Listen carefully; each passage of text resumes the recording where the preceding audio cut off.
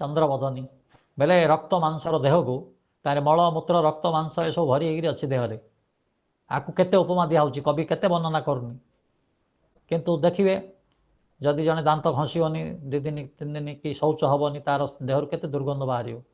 এইଭଳି ଦୁର୍ଗନ୍ଧ ଶରୀରକୁ ପବିତ୍ର ଶୌଚ ହେଲି, ପବିତ୍ର ହେଲି, ଏଇ ଯେଉଁ ଭାବନା, ତାର ଅର୍ଥ ଆପଣ ପବିତ୍ର ହେବେନି, ଶୌଚ ହେବେନି କଥା ନାହିଁ। ଶୌଚ ହେବା ପାଇଁ ଆଧ୍ୟାତ୍ମିକ ଲୋକର ଲକ୍ଷଣ। ଶୌଚ ହେବା ଦ୍ୱାରା ଆପଣ ଶୌଚ ଯଦି ରହିବେ, ଅନ୍ୟ ଲୋକ ସହିତ ମିଶିବା ପାଇଁ କମ୍ ଇଚ୍ଛା ହେବ। କାହିଁକି ଅନ୍ୟମାନେ ଅଶୌଚ ରହୁଥିବେ, ଆପଣ ତାଙ୍କୁ ବେଶୀ ମିଶିବା ପାଇଁ ଇଚ୍ଛା ହେବନି, ତା ଦ୍ୱାରା ଲାଭ ହେବ। ସେ ଶୌଚଟା ନିହାତି ଦରକାର, ସେ କଥା ମୁଁ କହୁନି। ତାର ଅର୍ଥ ଏଠି ଅପବିତ୍ର ଶରୀରକୁ ମଧ୍ୟ ଆମେ ପବିତ୍ର ବୋଲି ଭାବୁଛେ, ଅପବିତ୍ର ଜିନିଷକୁ ମଧ୍ୟ ଆମେ ପବିତ୍ର ବୋଲି ଭାବୁଛେ। ଅପବିତ୍ର ଅଶୁଚି ମାନେ, ଶୁଚି ଅର୍ଥ ପବିତ୍ର, ଅଶୁଚି ମାନେ ଅପବିତ୍ର। ଅପବିତ୍ର ଜିନିଷକୁ ଯେଉଁ ପବିତ୍ର ଭାବନା ଆସିବା, ଅନିତ୍ୟ ଜିନିଷକୁ ନିତ୍ୟ ଭାବନା ଆସିବା। ଦୁଃଖ, ସଂସାରରେ ଦୁଃଖ ହିଁ ଅଛି ନା, ସୁଖ କେଉଁ ଜାଗାରେ ଅଛି? ଏମିତି କେଉଁ ଲୋକ ଅଛି ଚିର ସୁଖୀ ଅଛି କୁହନ୍ତୁ? ସୁଖୀ ନାହିଁ। ଯେତିକି ସୁଖ ପାଇଲେ ତାଠୁ ଆହୁରି ପାଇବାକୁ ଇଚ୍ଛା ହେଉଛି। କୌଣସି ଲୋକ ପୁରା ସବୁବେଳେ କଣ୍ଟିନ୍ୟୁ 24 ଘଣ୍ଟା କିଏ ସୁଖରେ ନାହିଁ, ସୁଖରେ ନାହିଁ। ସେଟା ସୁଖ ନୁହଁ। ପାଣି ଭିତରେ ବୁଡ଼ା ହେଇଛି, ଦୁଃଖ ହେଲା, ପାଣିରୁ ଟିକେ ଉଠେଇଦେଲେ ତାକୁ ଅଶ୍ୱାସ ଲାଗୁଛି, ଆଉ ଥରେ ପାଣି ଭିତରେ ବୁଡ଼ା ହେବ ତାକୁ। ସେ ପାଣି ଭିତରେ ଉଠିବା ସମୟଟା ତାକୁ ସୁଖ ଭଳି ଲାଗୁଛି। ସେ ତାକୁ ସୁଖ ବୋଲି ଯେଉଁ ଦେଉଛି, ତାଠୁ ଅନନ୍ତ ସୁଖ ଅଛି, କୋଟି କୋଟି ଅନନ୍ତ ସୁଖ। ଆମେ କେବେ ପୁରା ସନ୍ତୁଷ୍ଟ ଲୋକ ଅଛି, ପୁରା ସୁଖରେ ଅଛି କି ନାହିଁ? ଦୁଃଖାଳୟ, ଦୁଃଖ ହିଁ, ଦୁଃଖଟାକୁ ସେ ସୁଖ ବୋଲି ଭାବୁଛି। ହଁ, ଏଇଟା ଏକା ସୁଖ। ଆଠୁ କୋଟି କୋଟି ଗଣର ସୁଖ ଅଛି। ଆତ୍ମା ଯେତେବେଳେ ନିଜେ ଏକୁଟିଆ ଥିଲା, ସେ କୋଟି କୋଟି ଗଣର ସୁଖ ଥିଲା, ତେଣୁ ସେ ସୁଖ ଖୋଜୁଛି। ସେ ସଂସାରରେ ସେ ସୁଖ ପାଇପାରୁନି, ତେଣୁ ସେ ଯେଉଁ ସୁଖ ପାଇଲେ ମଧ୍ୟ ଚେଞ୍ଜ କରୁଛି, ଗୋଟେ ଗୋଟେ ଜିନିଷକୁ ଚେଞ୍ଜ କରୁଛି। ଆହୁରି ଟିକେ ଆହୁରି ସୁଖ ଦରକାର, ଆହୁରି ସୁଖ ଦରକାର, ସେ ଚେଞ୍ଜ କରୁଛି। କାହିଁକି? ସେତିକି ସୁଖରେ ସେ ସନ୍ତୁଷ୍ଟ ନୁହଁ। ଦୁଃଖରେ ସୁଖ ଦର୍ଶନ, ଅନାତ୍ମ ପଦାର୍ଥରେ ଆତ୍ମ ଦର୍ଶନ। ମୁଁ କହିଥିଲି ଆପଣଙ୍କୁ, ଏ ଶରୀରଟା ଆତ୍ମା ନୁହଁ, କି ସ୍ତ୍ରୀ ପୁତ୍ର ଘର ଦ୍ୱାର ସମ୍ପତ୍ତି ଏଗୁଡ଼ାକ ଆତ୍ମା ନୁହଁ। ଆତ୍ମା ଆମେ ଆମେ ଆମେ ଆପଣ ଆତ୍ମା, ଆଉ ଆପଣଙ୍କ ବ୍ୟତୀତ ଆଉ ସବୁ ଜାଗା ଅନାତ୍ମ। ଆପଣ ଅନାତ୍ମ ପଦାର୍ଥ ଆପଣ। କିନ୍ତୁ ଯେତେବେଳେ ସେଇଟା ଯାହାକୁ ଆମେ ଭଲ ପାଉଛୁ, ସେଇଟା ହଜିଗଲା କି ନଷ୍ଟ ହେଲା ବେଲେ ଆମେ ଆତ୍ମା ନିଜକୁ ମଧ୍ୟ ନଷ୍ଟ କରିଦେବା ପାଇଁ ଇଚ୍ଛା ହେଉଛି। ତା ଅର୍ଥ ଆମେ ନିଜକୁ ନିଜର ଆତ୍ମା ଭଳି ଆମେ ତାକୁ ଦେଖୁଛୁ। ନିଜର ଆତ୍ମା ଭଳି ସମ୍ପତ୍ତି ଯଦି ପଳେଇଗଲା, ନହେଲେ ଯଦି ସମ୍ମାନଟା ପଳେଇଲା, ଏଠି ଗୋଟେ ପଦାର୍ଥ ଇଏ ହେଇଗଲା ବେଲେ ନାହିଁ, ଜୀବନ ଥାଇକି ଲାଭ କ'ଣ? ତା ଅର୍ଥ ଜୀବନ ଠାରୁ ମଧ୍ୟ ଅଧିକ ଭଲ ହେଉଛି। ସିଏ ଅନାତ୍ମ ପଦାର୍ଥ, ତା ଅର୍ଥ ଆପଣ, ସିଏ ଆତ୍ମା ଅଲଗା, ସିଏ ଅଲଗା। ଆପଣଙ୍କ ନୁହନ୍ତି ସେଇଟା। ସେ ପଦାର୍ଥ ଆପଣ ନୁହନ୍ତି, ସେ ସମ୍ମାନ ଆପଣ ନୁହନ୍ତି, ସେ ପିଲାପିଲି ଆପଣ ନୁହନ୍ତି, ସେ ସ୍ତ୍ରୀ ଆପଣଙ୍କ ନୁହନ୍ତି। କିନ୍ତୁ ଆପଣ ଆପଣଠାରୁ ତାକୁ ଅଧିକ ସେଇଟା। ତା ଅର୍ଥ ଅନାତ୍ମ ପଦାର୍ଥରେ ଆତ୍ମଦର୍ଶନ। ଏଇଟା ଅବିଦ୍ୟା ଯୋଗୁଁ ହେଉଛି। ଅନିତ୍ୟରେ ନିତ୍ୟ, ଆଉ ଅପବିତ୍ରତାରେ ଅଶୁଚିରେ ଶୁଚି, ଆଉ ଦୁଃଖରେ ସୁଖ, ଏବଂ ଅନାତ୍ମ ପଦାର୍ଥରେ ଆତ୍ମଦର୍ଶନ ହେଲା ଅବିଦ୍ୟାର ଲକ୍ଷଣ। କଥା ବୁଝିପାରୁଛନ୍ତି? ଅବିଦ୍ୟା ଗୋଟେ ବସ୍ତୁ ଅଛି, ଥିବା ଯୋଗୁଁ ଲୋକଙ୍କ ଭିତରେ ଏଇଭଳି ସେ କରଉଛି। ଅବିଦ୍ୟା ଯୋଗୁଁ ହିଁ ସଂସାର ସହିତ ସଂଯୋଗ ହେଇଛି। ତେଣୁ ହେଲା ଫାଷ୍ଟ ହେଲା ଅବିଦ୍ୟା। ଅବିଦ୍ୟାର ଲକ୍ଷଣ କହିଲେ ସେ ପଚାରେ ଅବିଦ୍ୟାର ଲକ୍ଷଣ କୁହ, ବା ଅବିଦ୍ୟା କ'ଣ ବୋଲେ ଆପଣ ଏତିକି ଲେଖିଦେବେ। 2 ମାର୍କ ଥିବ, 5 ମାର୍କ ଥିବ ବୋଲେ ଏଇଟା ଲେଖିକି ଆଉ ଟିକେ ବୁଝେଇଦେବେ। 10 ମାର୍କ ଥିଲେ ଆପରେ ଟିକେ ଲମ୍ବାରେ ଲେଖିବେ, ହେଲା। ଅବିଦ୍ୟା। ତାପରେ ଆସିଲା ଅସ୍ମିତା। ଅସ୍ମିତା କ'ଣ ହେଲା? କହିଥିଲି ଦୃକ୍ ଦର୍ଶନ ଶକ୍ତି ଆଉ ଏକାତ୍ମତା ଇବ ଅସ୍ମିତା। ଦୃକ୍ ଶକ୍ତି ମାନେ ଆତ୍ମା। ଦର୍ଶନ ଶକ୍ତି ଅର୍ଥ ବୁଦ୍ଧି। ଆତ୍ମା ବୁଦ୍ଧି ଭିନ୍ନ ପଦାର୍ଥ। ଆତ୍ମାଟା ବୁଦ୍ଧି ନୁହଁ, ବୁଦ୍ଧିଟା ଆତ୍ମା ନୁହଁ। ଆତ୍ମା ହେଲା ଚେତନ, ବୁଦ୍ଧି ହେଲା ଅଚେତନ। ବୁଦ୍ଧିଟା ଦର୍ପଣ ଭଳି। ଦର୍ପଣଟା ଜଡ଼ ନା, ଦର୍ପଣ ଚେତନ ନୁହଁ। ତେଣୁ ବୁଦ୍ଧିରେ ସବୁ ଦର୍ଶନ ହେଉଛି। କିଏ କାହିଁରେ ଦେଖୁଛନ୍ତି? ବୁଦ୍ଧି ଦେଖୁଛି ସବୁ, କିନ୍ତୁ ଦ୍ରଷ୍ଟା ହେଉଛି କିଏ? ଆତ୍ମା। ଏଇଟା ଦୃକ୍ ଦର୍ଶନ, ଦୃକ୍ ଶକ୍ତି। ଦୃକ୍ ଶକ୍ତି ଅର୍ଥ ଆତ୍ମଶକ୍ତି, ପୁରୁଷ। ଦୃକ୍ ମାନେ ପୁରୁଷ। ଏଇଟା ଯୋଗ ଦର୍ଶନରେ ଆତ୍ମାକୁ ପୁରୁଷ କୁହାଯାଇଛି। ଆପଣ ପୁରୁଷ କହିଲା ମାନେ ଆତ୍ମା ବୁଝିଯିବେ ଆପଣ ନିଜେ। ପୁରୁଷ ଶକ୍ତି ଆଉ ବୁଦ୍ଧି ଶକ୍ତି, ଏମାନେ ଅଲଗା ଅଲଗା, ଭିନ୍ନ ହେଲେ ମଧ୍ୟ ଏକା ଭଳି ଦେଖାଯାଉଛନ୍ତି। ଆତ୍ମା ଆଉ ବୁଦ୍ଧି ଅଲଗା ବୋଲି ଆମକୁ ଜଣାପଡ଼ୁଛି କି? ଆମେ କ'ଣ, ଆମେ ସିନା କହିଦେଉଛୁ ପାଟିରେ, କିନ୍ତୁ ଅଲଗା ଅନୁଭବ କରୁଛୁ। ଯେମିତି ଆପଣ ଅଛନ୍ତି, ମୁଁ ଅଛି। ଆପଣ ଅଲଗା, ମୁଁ ଅଲଗା ବୋଲି ମୁଁ ଯେମିତି ଜାଣୁଛି, ସାର୍ ଅଛନ୍ତି ଆଉ ଆମେ ଅଛୁ ବୋଲି ଆପଣ ଯେମିତି ଜାଣୁଛନ୍ତି, ସେମିତି ବୁଦ୍ଧିଟା ଆତ୍ମାକୁ ଅଲଗା ଦେଖୁଛନ୍ତି। ଆପଣ କେବେ ଦେଖିଛି, ଅନୁଭବ କରିଛନ୍ତି? ଅନୁଭବ କରିବା ହେଲା, ଖାଲି କହିଲେ ହେବନି। ସେ ଅନୁଭବ ଯେଉଁ ହେଉନି, ସେଇଟା ଅହଙ୍କାର ଯୋଗୁଁ, ଅସ୍ମିତା ଯୋଗୁଁ ହେଉନି। ସେ ଅସ୍ମିତା ଅର୍ଥ ସେ ଅହଙ୍କାର, କିନ୍ତୁ ଏଇଟା ଅହଙ୍କାର ଲେଖିବେନି। ଆପଣ ଲେଖିବେ ଅସ୍ମିତା ଲେଖିବେ। ଅସ୍ମିତା ଯୋଗୁଁ ଆପଣ ବୁଦ୍ଧି ଆଉ ଆତ୍ମା ଭିନ୍ନ ହେଲେ ମଧ୍ୟ ଭିନ୍ନ ଭଳି ଦେଖାଯାଉନି। ଯେତେବେଳେ ଆପଣ ଜ୍ଞାନ ଆସିବ, ए दुईटा अलगा बोली आप जानीपारे से आत्मा देखो जे बुद्धि अलगा मु अलगा ये आसिक मत घाबरा करी मत सब संसार बंधन पकाउे से बुझे तेणु ताठू अलग हो अलग हेल्ले तार कैबल्य हम ये आत्मा जो बुद्धि ठार अलग हम ताको निजर बोली जानवनी निजर नाई बोली सी पूरा बुझीज देख निजे देख प्रत्यक्ष देख जो सी असंप्रज्ञात समाधि रहा दर्शन हम से सब आसो आगू है अस्मिता दृक् शक्ति दर्शन शक्ति एकात्मा भड़ी एकात्मा बोले एक भड़ी देखा बोध हवा से है अस्मिता तापर सुखानुसई राग जो सुख होची से सुख पछरे गोड़ेवा कौटे सुख टी मिलगला से भाई आउ थे कौ जगार मिली जदि आपको लगे विश्वास लगे से सुख मिल पचर से जीव से जो आशाटा से राग मान आसक्ति से राग थी जो राग नामक क्लेश थी जो सी सुखकर विषय से सब स्मरण कर पछरे से जीव सुखानुसई राग सुख को अनुसरण कर दुखानुसई द्वेष सेमती दुख जोड़े मिलला भाई लगे से सी एभोड कर निजक ना रे बापा ये रही रे इंद हम सिंध हम से द्वेष जो सी चिन्ह पार से हम बोली से द्वेष नामक क्लेश अच्छे तेणु सरसवाई विदुष अपनी तथारूढ़ अभिनिवेश 9 नंबर सूत्र सरसवाई मान संस्कार पूर्वर जन्म जन्म जन्म धरिकी से संस्कार रूपे आम भितर रही कौनटा रही विदुष अपी विदुष मान पंडित ठारे विदुष मान ज्ञानी लोक पंडित ठारे तथा आरूढ़ से भाई मूर्ख पाखे जिंद अच्छी पंडित पाखे भी सिंध अच्छी कहीं किए फिटनी से मृत्यु भय समस्त मरण भय अच्छे आप गोटे छोट कीट ठारू नहीं विराट पंडित पर्यटन जिते जानिले मृत्यु भय समस्त अच्छे कहीं से गला जन्म के मरी तार शरीर मरी सी मरनी आत्मा आमर से शरीर मरी से कष्ट से पाई मला बेलू बेस भी कष्ट हो सबुठ पुणी अधिक कष्ट मला हो मला से कष्ट पाई से मरण कथा शुणिला तक से थरुची से छोट ठारू कीट ठारू नहीं बड़ पर्यंत सी माने से भय रही संस्कार रूपे रही से मरण सी क्लेश जो आत्मज्ञान आसीज ये सब रही 5टा क्लेश रही चित्तरे चित्तरे 5टा क्लेश रोचे आमर चित्तरे सूक्ष्म शरीर आपको कही स्थूल शरीर है पंचमहाभूत या पानी माटी पवन अग्नि आकाश आम स्थूल शरीर तैयारी जोड़ा पोड़ीदे भस्म हो जाऊँगी पानी पानी मिसी जाऊँगी माटी माटी मिसी जाऊँगी अग्नि अग्नि मिसी जाऊँगी आकाश आकाश मिसी जाऊँगी वायु वायु मिसी जाऊँगी आ भितर सूक्ष्म शरीर अच्छी जोड़ा स्थूल शरीर पोड़ीदे से नष्ट होनी से सूक्ष्म शरीर केतेटा कौन कौन ताको अंतकरण अंतकरण कहवा जा सूक्ष्म शरीर कह अंतकरण कौन होची आपन कही 5टा ज्ञानेन्द्रिय 5टा कर्मेन्द्रिय आ मन बुद्धि अहंकार चित्त मन बुद्धि अहंकार 3 या 5टा ज्ञानेन्द्रिय 5टा कर्मेन्द्रिय केतेला 13टा ए 13टा होचंदी अंतकरण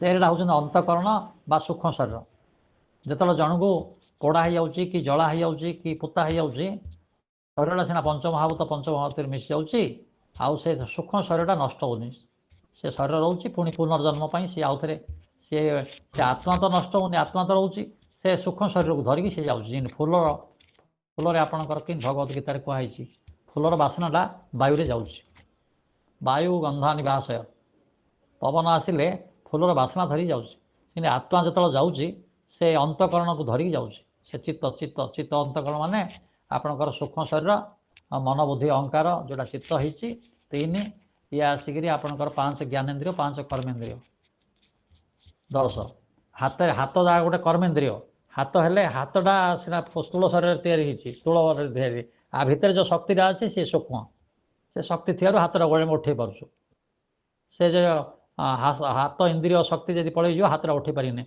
आखि आखि चक्षु दर्शन इंद्रिय आसिक चक्षुरे रोचे दर्शन इंद्रिय पलैले चक्षु थी देखिपारे जिते जनकर एटा एटा इंद्रिय ना इंद्रिय शक्ति आ भितर अच्छी रही ये कम कर गोटे इन्वेस्टमेंट गोटे जिन आम शरीर आत्मा अच्छी सेमती चक्षुरे आसिक दर्शन इंद्रिय अच्छी दर्शन इंद्रिय थी दर्शन कर इंद्रिय गुड़ा बहुत सूक्ष्म आ खाली आखिर देखा जो जड़े मरी जाऊँगी मरी जाऊँ तो से आत्मा तो मरुनी तार सूक्ष्म शरीर भी मरुनी तार स्थूल शरीर नष्ट हो जाऊँगी लोक कहते मरीगला कि प्रकृत से मरी न था सी से आकार था हेले सी जब खाइब पीब नाटक कर कौन कले कि स्थूल शरीर दरकार स्थूल शरीर थे सीना खाइब पीब नाटक कर ना सूक्ष्म शरीर से आउ गोटे बडी खोज ଆଉ ଗୋଟେ ବଡି ଯେତେବେଳେ ସାଙ୍ଗେ ସାଙ୍ଗେ ମିଳିଲେ ତାକୁ କୁହାହବ ପୁନର୍ଜନ୍ମ। ନ ମିଳିକି ଯେ ପର୍ଯ୍ୟନ୍ତ ସେ ଅଛି ତାକୁ କୁହା ଭୂତ ପ୍ରେତ ବୋଲି କୁହାହବ। ଯଦି ତାର ସେ ସୂକ୍ଷ୍ମ ଶରୀର ବି ନଷ୍ଟ ହେଇଯିବ ତାହେଲେ ସେ ଯାଇକିରି ଆତ୍ମଜ୍ଞାନ ହେଇଯିବ। ସିଏ ସୂକ୍ଷ୍ମ ଶରୀର ନଷ୍ଟ ଏତେ ଇଜିରେ ହବନି। ତାର କାମନା ବାସନା ସବୁ ସେ କର୍ମାଶୟ ପ୍ରାରବ୍ଧ ସବୁ ସେ ସୂକ୍ଷ୍ମ ଶରୀରରେ ଥିବ।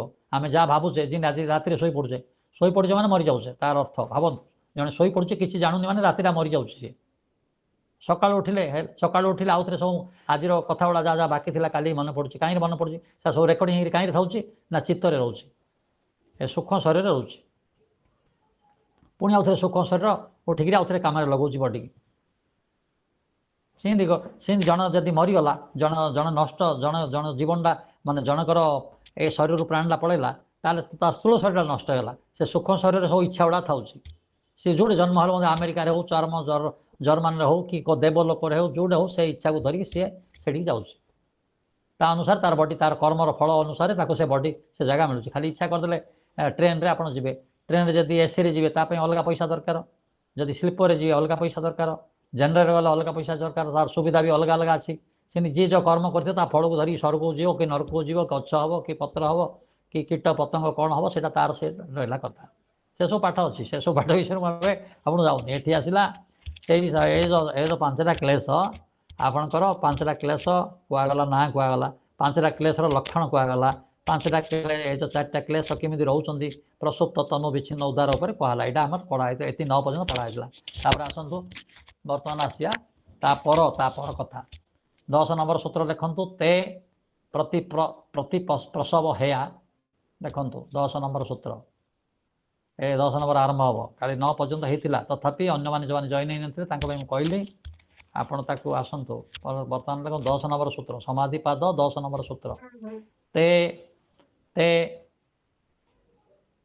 ସୂତ୍ରଟା ଲେଖିଦିଅନ୍ତୁ, ତାପରେ ତାକୁ ବୁଝେଇବି। ତେ ଟିକେ ଛାଡ଼ିକିରି ପ୍ରତି ପ୍ରସବ ହେୟା, ପ୍ରତି ପ୍ରସବ ହେୟା ମାନେ ବିସର୍ଗ ଲାଗିବ ୟାରେ। ଲେଖନ୍ତୁ ତେ, ମୋତେ ପଚାରିଲା ବେଳକୁ କହିବାର ଅଛି। ଆପଣ ଲେଖିଲେ କି ନାହିଁ ମୁଁ ଯଦି ପଚାରିବି ଆପଣ ସେଇଟାକୁ କହିବେ। ତେ ପ୍ରତି ପ୍ରସବ ହେୟା, ପ୍ରତି ପ୍ରସବ ହେୟା ସୂକ୍ଷ୍ମାହା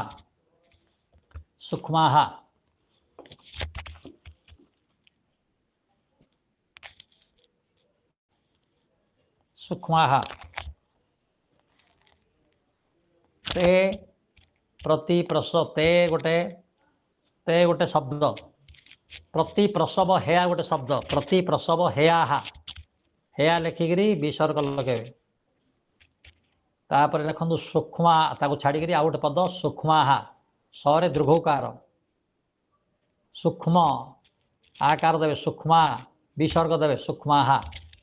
ତେ ପ୍ରତି ପ୍ରସବ ହେୟା ସୂକ୍ଷ୍ମାହା। ଲେଖିଲେ? କିଏ ଲେଖିଲେ କାହିଁ କୁହନ୍ତୁ? କିଏ ଲେଖିଛନ୍ତି ଠିକ କୁହନ୍ତୁ? ପ୍ରତି ପ୍ରସବ ହେୟା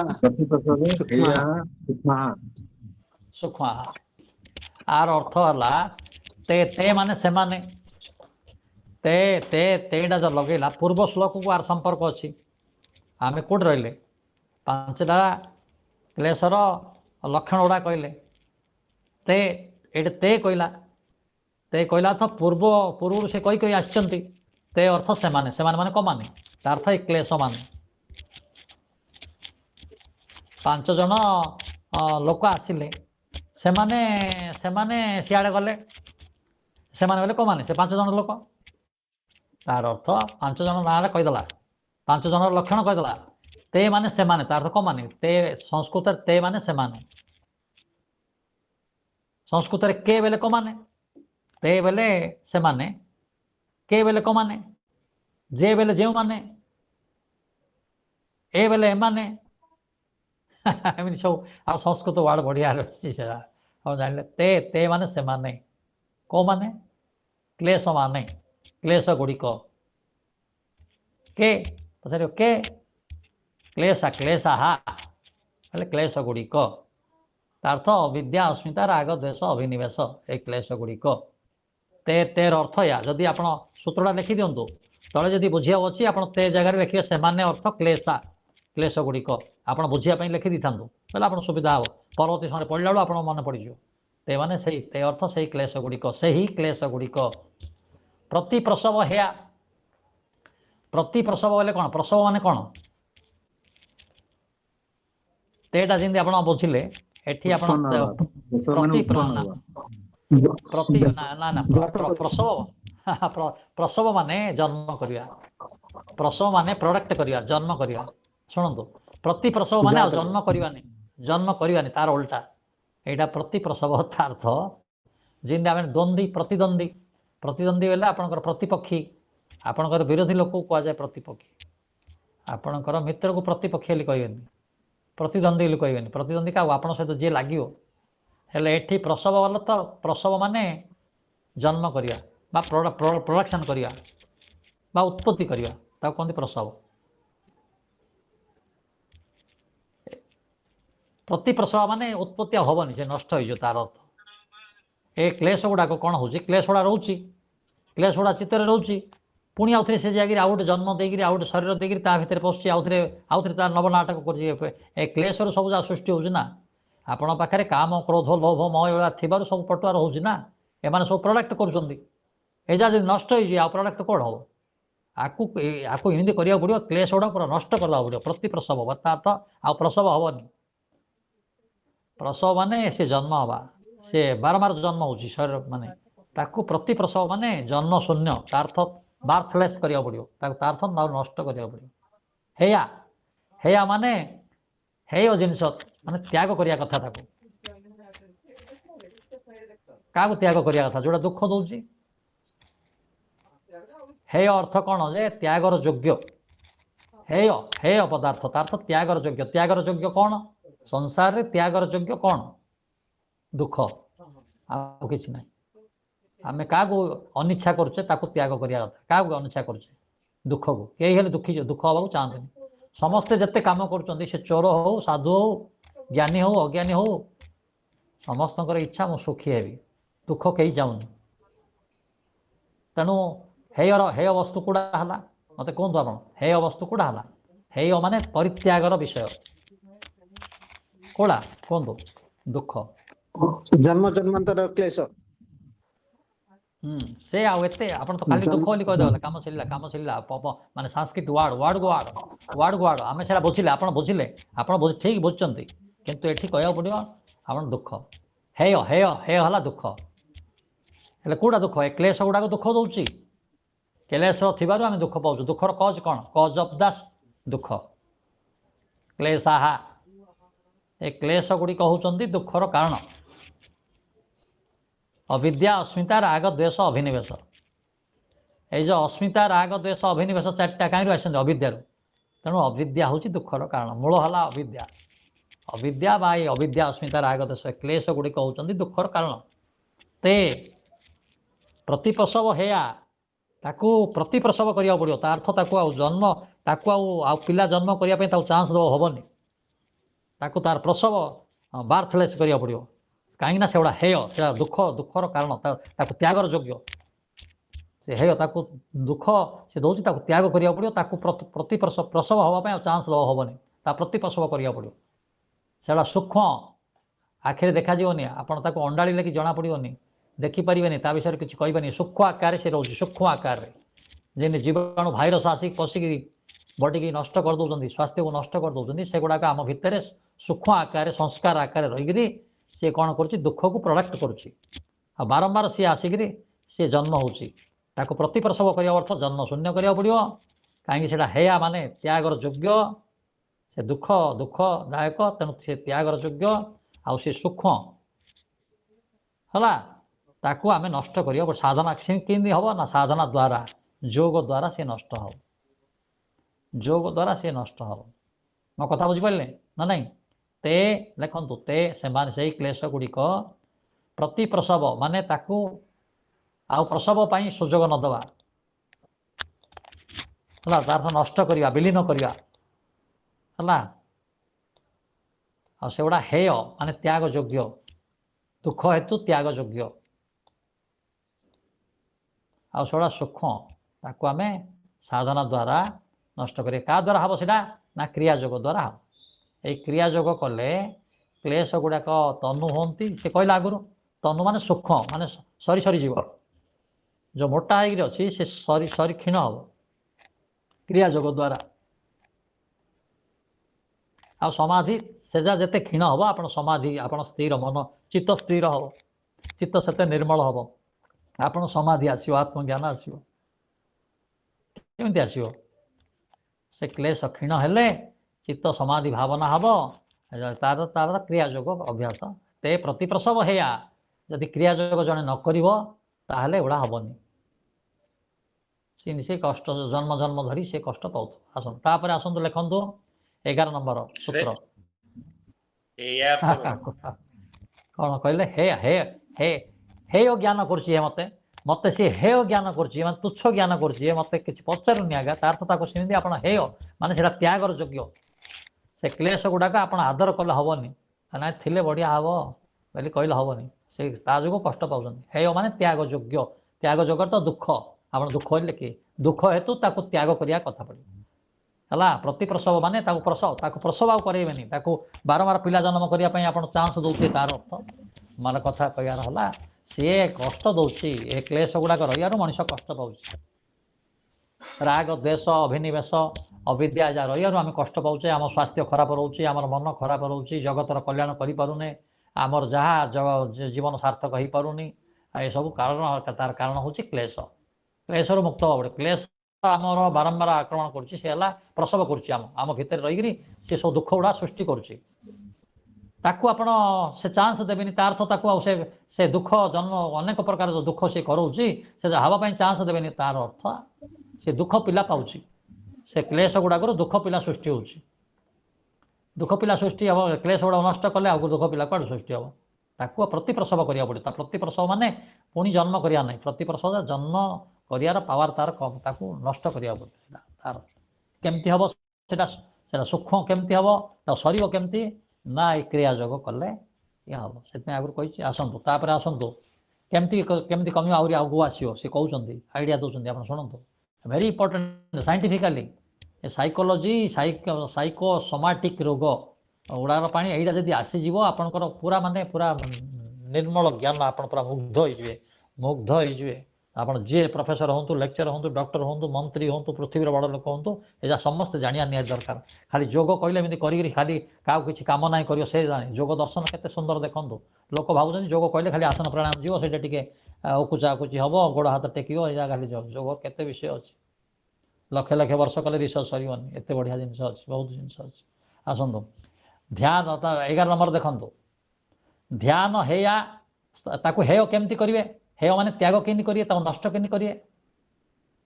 ଦେଖନ୍ତୁ 11 ନମ୍ବର ସୂତ୍ର। ଧ୍ୟାନ ହେୟା, ଦେଖନ୍ତୁ ଧ୍ୟାନ ହେୟା, ଧ୍ୟାନ ହେୟା, ଧ୍ୟାନ ଦ୍ୱାରା ତାକୁ ନଷ୍ଟ କରିହେବ। ଦେଖନ୍ତୁ ସୂତ୍ରଟା ଲେଖିଦିଅନ୍ତୁ, ତାପରେ ବୁଝିବା। ଧ୍ୟାନ ହେୟା, ଧ୍ୟାନ ଧ୍ୟାନ ଧ୍ୟାନ ହେୟାହା, ହେୟାହା ୟାରେ ବିସର୍ଗ ହେଲା। ଧ୍ୟାନ ହେୟା ତଦ ଟିକେ ଛାଡ଼ି ଲେଖନ୍ତୁ। ତଦ ଲେଖନ୍ତୁ, ମିଶେଇ ଲେଖା ହେଇଯାଇଛି। ମୁଁ ଆପଣଙ୍କୁ ସନ୍ଧି ବିଚ୍ଛେଦ କରି କହୁଛି। ତଦ ତାପରେ ଆଉ ଗୋଟେ ଶବ୍ଦ ଲେଖନ୍ତୁ। ବୃତ୍ତୟଃ, ବୃତ୍ତୟଃ ମାନେ ବୃତ୍ତି ମାନେ, ବୃତ୍ତୟଃ, ତଦ୍ ବୃତ୍ତୟଃ।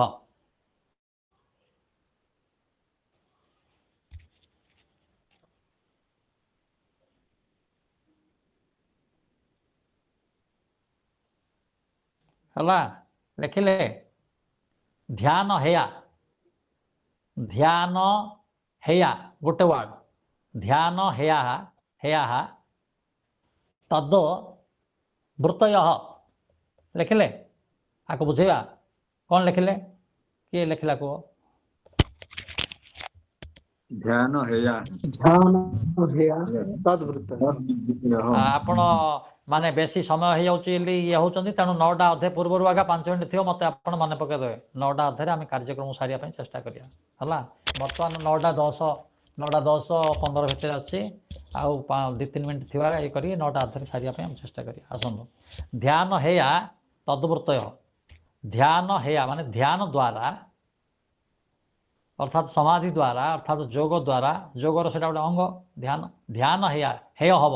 से हेय पदार्थ को आम नष्ट करें से क्लेश गुड़ाक आम तद्वृत्त अर्थ ये क्लेश गुड़ाक बुझा पड़ो से जो चित्तवृत्ति रही प्रमाण विपर्जय विकल्प निद्रा स्मृति 5 प्रकार चित्तवृत्ति कहला आउ 5 प्रकार चित्तवृत्ति में युवा रोचे ना आपणकर ये पंचक्लेश भी रोचे ये जो पंचक्लेश बा वृत्ति गुड़ाक आम ध्यान द्वारा ध्यान हेया बोले ध्यान द्वारा त्याग करी हब ध्यान द्वारा ए तद बेले ताहा से गुड़िक तद बेले से गुड़िक अर्थ ये क्लेश गुड़िक ये वृत्ति गुड़ाक क्लेश वृत्ति गुड़ाक प्रत्यय हेया माने आमे ताकु नष्ट करि परिया हेय माने ताकु त्याग करि परिया सेटा त्याग करिया कथा ध्यान रे सेटा हबो जदि जन ध्यान करिवनी बहिर्मुखी अंतर्मुखी माने बाहरे जार मन बुलुची घेरी घेरी अंतर्मुखी बेले निज आड़ को निज भितर आड़ को जाऊनी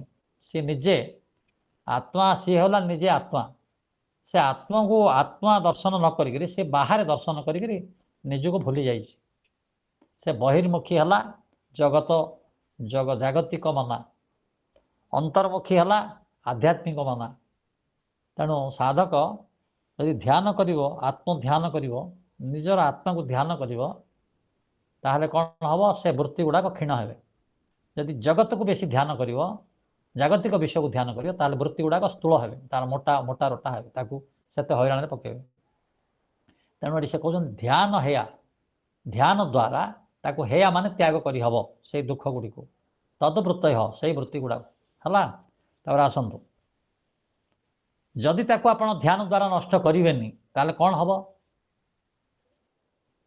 ताले असुविधा कौन हम आप कहे कहीं कर आम कहीं करूँ आम तो सब जगत प्रति ये करिए सब जगत कथा कि मना करनी आप खाइबेनि पीबेनि रांधिबेनि ये सब करेंगे सबू करेंगे किंतु सब निजको आप जुआड़े गले मत निज घर को जमी आया छटपट होती आपड़ से जहाँ कले मत निजर ध्यान को हरइबेनि who are you who am I what is the aim of the our life आपण किए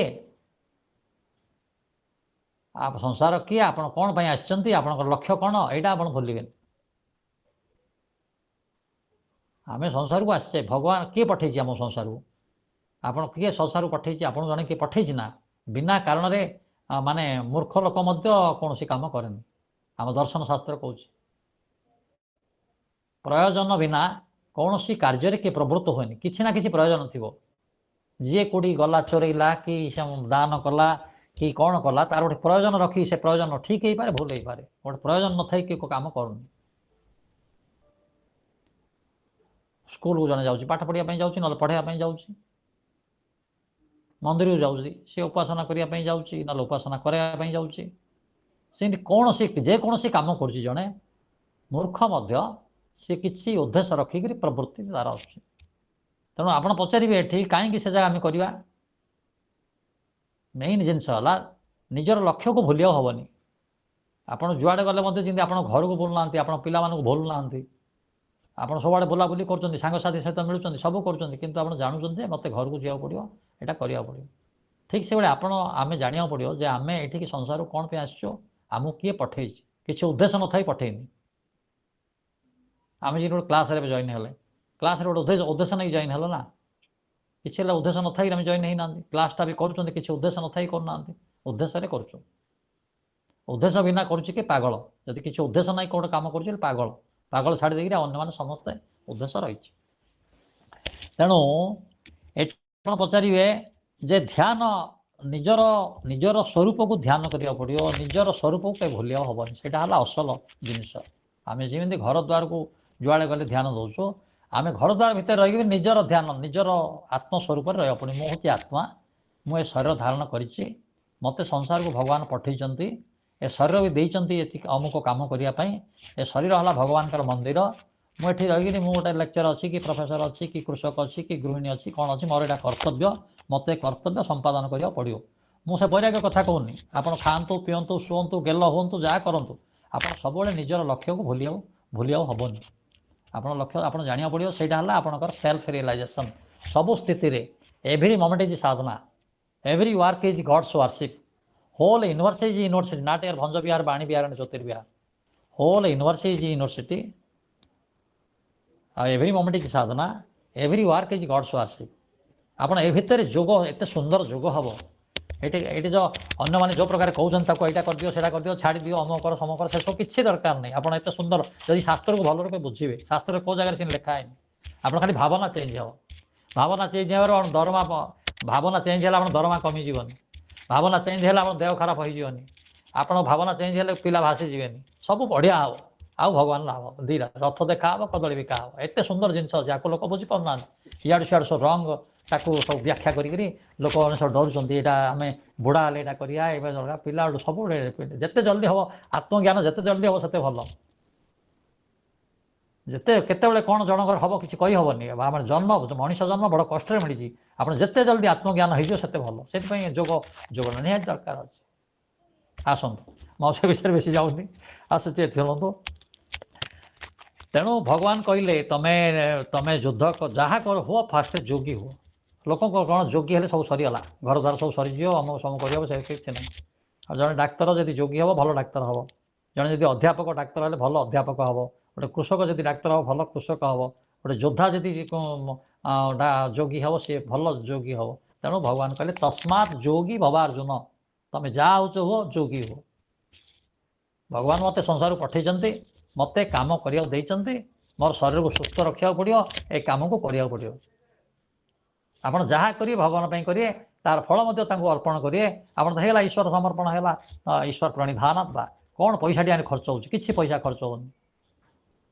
आन्य किसी आवश्यकता ही ना भगवत गीतार भी सैया कही आम कर्तव्य कर्म से सब कर्तव्य आशा फल आशा त्याग करी आम फल आशा करवा यहीटा हो जाऊ सहीटा हो जाऊ आम हाथ में ना आम हाथ में ना किंतु कर्तव्य करवा आपंकर कर्तव्य कले फल भल हम जब है आम कौन करें जोड़ा कर विषय भावार कौन कारण आप कर्तव्य आप करेंगे गोटे डाक्तर भल रूपे चिकित्सा कर रोगी भल रूपे कथा को मानव तापर जब भल ना सी अलग जिनस आम हाथ में कौन अच्छे मुंड पिटी देते मत कौन हम आउ खाली से फल आशा करी कामटा भल करनी सब जहाँ बेकारिया हो कह मो भाग्य थी शास्त्र जहाँ कही टंकाटी लगे किसी जिनस ना आप सब जिनस अच्छे आप जहाँ कर बढ़िया जिनस अच्छे लोक ठीक बुझी ना से दुख लगुच आम के कहूँ देखुता शुणुता क्या किसी कहून था मत कह बेसी इच्छा होना आउ पेंडेल फेंडेल जा भाषण देकर मारे कौन हम निज जीवन में से देखा पड़ो प्राक्टिकल जिनस योगा है प्राक्टिकल जिनस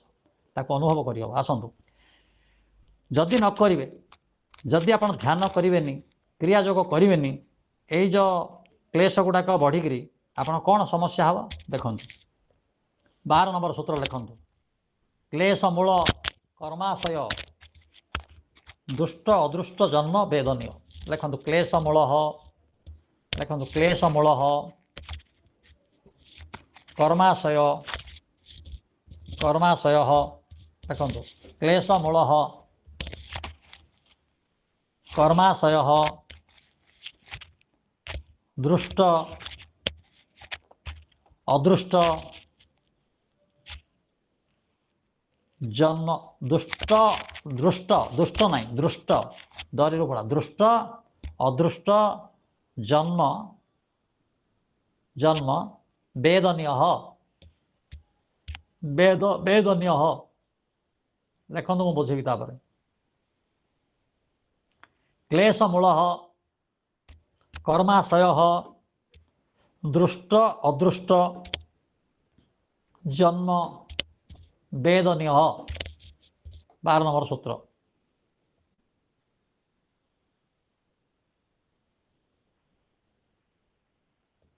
लिखिले ए सूत्र पर आ गए सूत्र पढ़ी आम कार्यक्रम को मु चेष्टा कर रखापी आसतु आ 10 मिनट भितर क्लेश मूल लिखे सूत्रटा लिखे ना क्लेश मूल कर्माशय दृष्ट अदृष्ट जन्म वेदनीय क्लेश मूल कर्माशय दृष्ट अदृष्ट जन्म वेदनीय आसतु क्लेश मूल माने क्लेश मूलक तार्थ पंच क्लेश जार मूल अच्छी कर्माशय आम कर्माशय बोले कौन बुझुन ना आम जहाँ कम करुँच जहाँ भावुं आम चित्तर से रेकर्डिंग हो छाप हो जाटा रेकर्डिंग हो रोचे ताकू कर्मा ताकू से संस्कार गुड़ाक संस्कार आकार रोचे से संस्कार आकार से संस्कार गुड़ा आसिक जो जगार रोचे चित्तर ताको कर्माशय कहुए कर्म आशय जेने मूत्राशय बोले मूत्र रोचे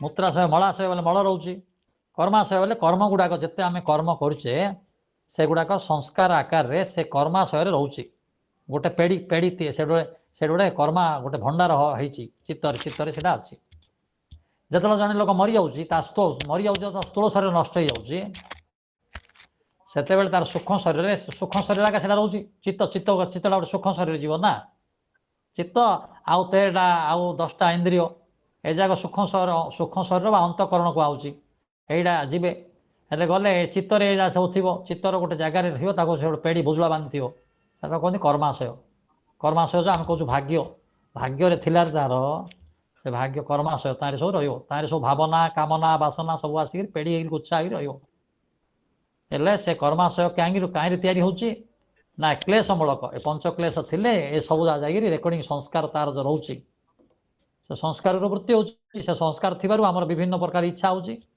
प्रमाण विपर्जय विकल्प निद्रा स्मृति सब आउथरे आसुची से संस्कार वृत्ति तैयारी होची आमे जहाँ करूचु संस्कार होची जनक जोड़ा अभ्यास करिवो से संस्कार ही तार रोची से संस्कार तार से मन से प्रकार भावना आसुची चित्तवृत्ति होची चित्तवृत्ति आउथरे जागिरी संस्कार होची संस्कार चित्तवृत्ति होची ए चित्तवृत्ति संस्कार होची संस्कार चित्तवृत्ति होची इन जन्म जन्म धरी लागिची से जाहो काई रहउची से कर्माशय बोली जोड़ा चित्तरे अच्छी कर्म गुड़ाक जागिरी जोड़े रोचंती कर्म संस्कार गुड़ाक ताको कर्माशय कह जाए हला क्लेशमूलक क्लेश थिबा जोगु कर्माशय तैयारी होची चित्तरे कर्माशय तैयारी होची से कर्माशय थिले कोन होची आमु जन्म मिलुची मरण मिलुची जन्म मरण पुनरपि जननम पुनरपि जननम पुनरपि मरणम पुनरपि जननी जठरे शयनम शंकराचार्य तो ये कौन क्लेश मूलक होची क्लेश मूल क्लेश हेतु कर्माशय तैयारी होची तारे कौन होची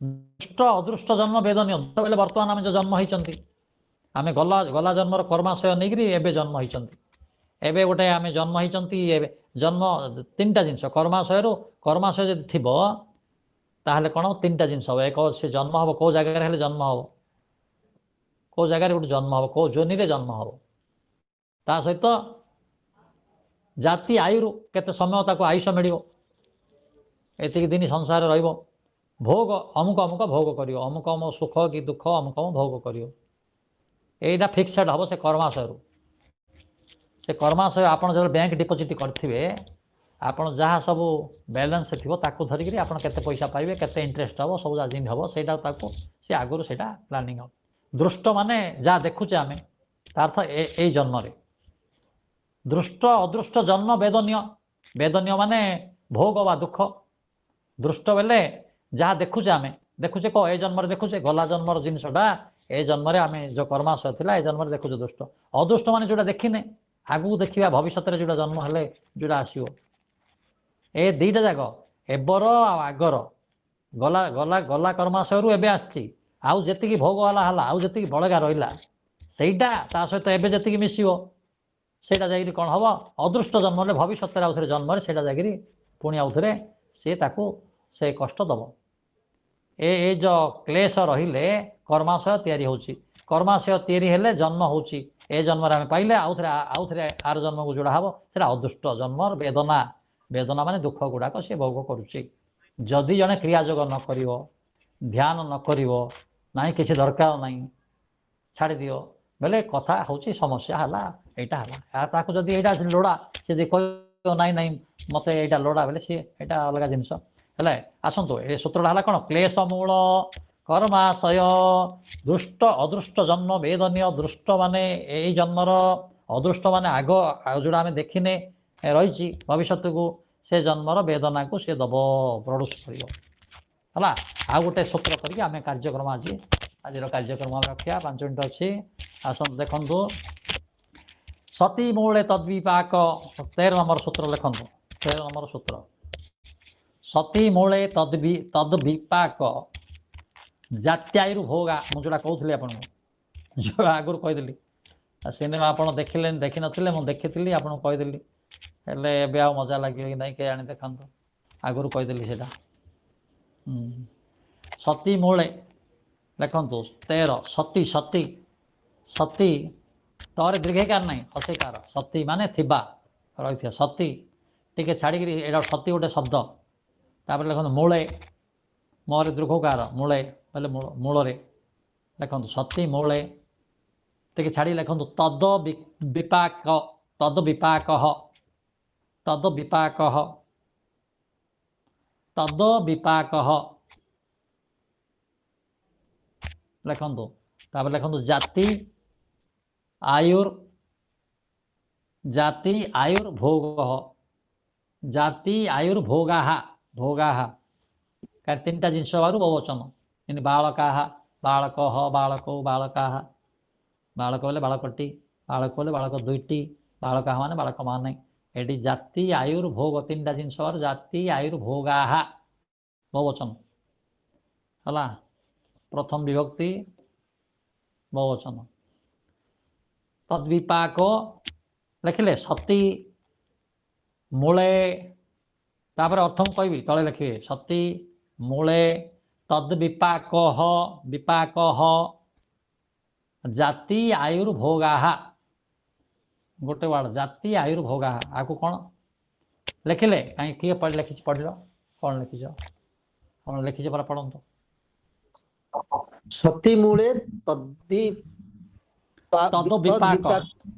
तद्विपाक जाति आयुर्भोगा हाँ अर्थ ये कहला सती माने जदि जदि सती माने थिले जदि जदि रहिबे तार अर्थ ये कौन हला जे आमे कौन कौन पढ़िला आसिले जे प्रति ए जदि क्लेश क्लेश मूल रे कर्माशय हम क्लेश जदि मूल थो अर्थ पंच क्लेश जदि रहिबे ताकू जदि आमे क्षीण करवानी ध्यान करवानी क्रियायोग करवानी ताकू सूक्ष्म करवानी ताहले से क्लेश जदि मूल रे रहिबो ताहले कर्माशय तैयारी हबो कर्माशय माने हमर भाग्य जो जो जोड़ा रहिबो कर्म गुड़ाक आसी संस्कार आकार जोड़े रहे सी कौन कर द्वारा दुष्ट अदुष्ट जन्म वेदनीय दुष्ट माने यही जन्म रे आर जन्म अदृष्ट माने आर जन्मर वेदना गुड़ा दब माने सुख दुख सब भोग करियारे सी सेगुड़ा करेब से रही हेले आमर से मुख्य हेनी ताल से कौन से कहते सती मूले तद्विपाक सती मूले सती बेले यही जदि क्लेश गुड़ाक रहे सती सती माने थिबा मूल मूल जदि जिन मूल थिले तार डाल बाहरी आपन डाल गुड़ा काटिले आउ थे डाल हो गछ हो जदि मूलटा को काटिदेवे ताहले आपन कौन हम आउ कि हेनी मूल माइले जीव सरी देमक संगे कि जदि मूल ये अविद्या अस्मिता राग द्वेष अभिनिवेश थी आपड़ जिते एभोड करते विभिन्न प्रकार उपाय करते सी सब जीवन पुणी जाऊँ आसु विभिन्न प्रकार से डाल जमी मूल थे डाल बाहर से सती मूले मूल जदि यही क्लेश गुड़ाक थाए सती माने थाए थिबा सती अर्थ थिबा आप तले लिखि दिंतु अर्थ लिखिदे सुंदर अर्थ एत इजी आप मिलनी सती माने थिबा मूले बेले मूल तद विपाक जदि से अर्थ मूल जदि क्लेश थाए मूल जदि क्लेश गुड़ाक पंच क्लेश जदि रहे ताहले कर्माशय तैयारी हम ताहले तार विपाक तद बेले ताहार कार यही क्लेश गुड़ाकर विपाक माने फल विपाक अर्थ फल यही तद माने अर्थ ये क्लेश गुड़िकर जदि मूल क्लेश थाए मूल जदि क्लेश क्लेश मूलक ताहले तार विपाक माने तार फल कौन हम जाति माने जन्म जाति अर्थ ए अमुक समुक जाति नहीं जाति अर्थ जन्म सी कीट कि पतंग कि गछ कि लता कौन से विभिन्न जोनि रे जन्म हवा जाति विभिन्न जोनि रे जाति हवा जाति आयुर माने आयुष एंड भोग सुख दुख भोग ए तीन टा जिनस ताको मिल जदि सती मूले तद्विपाक जदि मूल क्लेश रहा तार विपाक मान तार फल स्वरूप ताको तीन टा जिनस मिल कला से कौन सी जन्म हम आयुरु केते समय पाइब आ भोग माने सी जहाँ भोग ता अनुसार से भोग कर एटा संसार एटा संसार चक्र एटा वेदनार ये तार ताकू आमे कौन कौन करवा से सब अच्छे आप देखिए 13 नंबर सूत्र आज कार्यक्रम आम रखा आपड़ एगुड़ाक देखु आपको पुणी जहाँ जहाँ आसला मुझे पुणी आउ ये करेंगे आउ कार कौन प्रश्न अच्छी 1 मिनट 2 मिनट पचारतु आम कार्यक्रम सांग करवा ଲିପକ ଅଛ?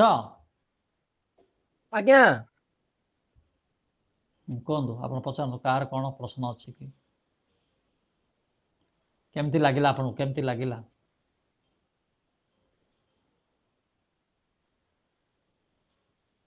କେମିତି ଲାଗିଲା? ବୁଝିଲା କି କଥା ମୁଁ ଯାହା କହିଲି? ବୁଝିଲା କି? ଆଉ କୁହନ୍ତୁ କେମିତି ଲାଗିଲା? ବୁଝିଲା କି? ଆଉ ପ୍ରଶ୍ନ କ'ଣ ଅଛି?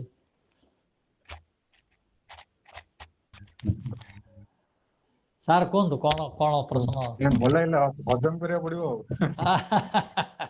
ନା ବଢିଆ ବିଷୟ ଏଇଟା। ଏଇଟା କିଛି ନାହିଁ, ଏଇଟା ସାର ଆ ପାଇଁ ଅଲଗା କିଛି ନାହିଁ। ଏଇଟା ତ ଆପଣଙ୍କ ଜୀବନ, ମୁଁ ତ ଭାବୁଛି ପାଠ ଆମ ଜୀବନର ଅଙ୍ଗ। ଏଇଟା କୃଷକ ପାଇଁ ବି ଦରକାର, ଗୋଟେ ରାନ୍ଧୁଣିଆ ଲୋକ ପାଇଁ ବି ଦରକାର, ଗୋଟେ ଭିକମଗା ଲୋକ ପାଇଁ ବି ଦରକାର। ଆର ବିଜନେସକୁ ଇଏ ଡିଷ୍ଟର୍ବ କରିବାର ନାହିଁ, ବରଂ ବିଜନେସକୁ ଫାଇନ୍ କରିବ। ତେଣୁ ଲୋକେ ଯୋଉ ଅଲଗା ପ୍ରକାର ବୁଝିକିରି ଆକୁ ଛାଡୁଛନ୍ତି, ଇଏ ଆସୁଛନ୍ତି ଛାଡୁଛନ୍ତି, ସେ ଅଲଗା ଜିନିଷ, ସେଇଟା ଠିକରେ ବୁଝିପାରୁନାହାନ୍ତି। ମୁଁ ତ ଭାବୁଛି ୟୋଗା କହିଲେ ଖାଲି ଆସନ ପ୍ରାଣାୟାମ ନାହିଁ, କେତେ ବଢିଆ ବଢିଆ ଦର୍ଶନ, ଜୀବନ ଦର୍ଶନ। ଆମର ଜୀବନ ଦର୍ଶନ ହଉଛି ଯୋଗ। ଏତେ ସୁନ୍ଦର ଜିନିଷ ତ।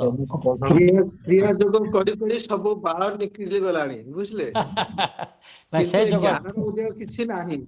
ସେ ଯୋଗରେ ହେଲେ ବାଳ ଉପୁଡିବ। ପୂର୍ବ ଏ ଜନ୍ମର ଯୋଗରେ ସଂସ୍କାର ବାଳ ଉଠିବ। ଏ ଜ୍ଞାନ ଇଏ ମଞ୍ଜି ମାତ୍ରକ ପାଉନୁ। ନାଇଁ, ଏଇଟା ଯେତେ ବଢିଆ ଜ୍ଞାନ ବଢିଆ ହେଲେ ଜିନିଷ। ମଧ୍ୟ ସଂସ୍କାର ଗୁଡାକ ଯୋଉ ରହିଛି ପୂର୍ବ ଜନ୍ମର ଧ୍ୱଂସ କରିବା ପାଇଁ କେବଳ କ୍ରିୟା ଯୋଗ ହିଁ ମାର୍ଗ। ନାଇଁ ସେଗୁଡାକ ଧ୍ୱଂସ କରିବା ପାଇଁ ଆପଣ ଯୋଉ ଜ୍ଞାନ ଗୁଡାକ କହୁଛନ୍ତି, କ୍ଲେଶ ଗୁଡାକ ଧ୍ୱଂସ କରିବା ପାଇଁ କ୍ରିୟା ଯୋଗ ଟେକ୍ନିକ ରେ ହିଁ ସେ ଗୁଡିକ ଧ୍ୱଂସ ହେଇପାରିବ, ଅନ୍ୟଥା ହିଁ